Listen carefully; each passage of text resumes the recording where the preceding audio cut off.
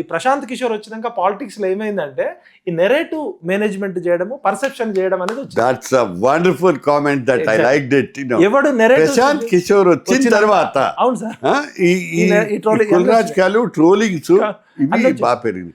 It's wonderful wonderful comment. ఇప్పుడు నేను ఒక 50 ఏళ్ళు రాజకీయాల్లో ఉంటే నాకు తెలియని విద్య ప్రశాంత్ కిషోర్ టీం వచ్చి ఒక ఐఐటి ఐఐఎంలో చదువుకొని ల్యాప్టాప్ ఓపెన్ చేసి దానిలోంచి ఏమి ఇస్తారు? నా నియోజకవర్గంలో డెవలప్మెంట్ ఇస్తారా?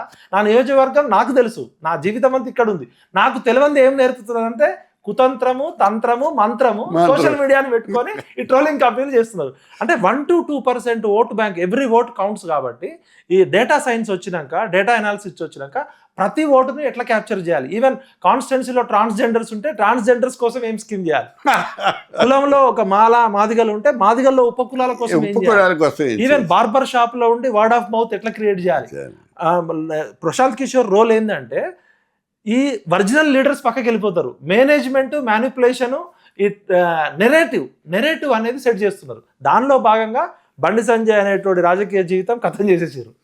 ఇప్పుడు మనకి నాగేశ్వర్ గారు ప్రపంచ మేధావి, అమిత్ షా దగ్గర జరిగినట్టుగా, విన్నట్టుగా, చూసినట్టుగా కనికట్టు చేసి చెప్పిన మాటల మాంత్రికుడు, అపర మేధావి అనుకుంటున్న నాగేశ్వర్ గారు రోజు ఎన్నో వీడియోలు చేస్తారు, ఇది కూడా చేసారు.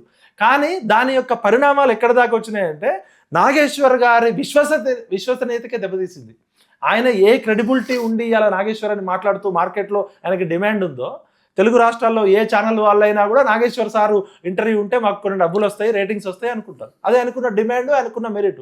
ఇప్పుడు నాగేశ్వర్ సార్ క్రెడిబిలిటీకి డబ్బులు వస్తాయని ఆయన అనుకుంటారు, డబ్బులు నాకు వస్తున్నాయి కదా అందుకని నేను వెళ్తాను ఆయన తప్పేం లేదులేండి. పని అదొక వేరే విషయం. ఆయనకున్న టాలెంట్ ని, ఆయనకున్న మేధో సంపత్తిని ఆయన అమ్ముకుంటున్నారు, అది ఓపెన్ సీక్రెట్. ఆయన సామాజిక సేవ చేయట్లే, లేకపోతే ఇక్కడ మదర్ తెరిసా అలాగే ట్రస్ట్ నడపట్లే. ఈజ్ అ వైజ్ ఇంటలెక్చువల్ చేస్తున్నాడు. ఇక్కడ పాపం నాగేశ్వర్ సార్ ఏ విశ్వసనీయత అయితే అడ్డు పెట్టుకొని ఇన్ని రోజులు ఒక బ్రాండ్ తెచ్చుకుంటో, ఇలా నాగేశ్వర్ సార్ గారి యొక్క విశ్వసనీయతనే ప్రశ్నార్థకంగా మారింది.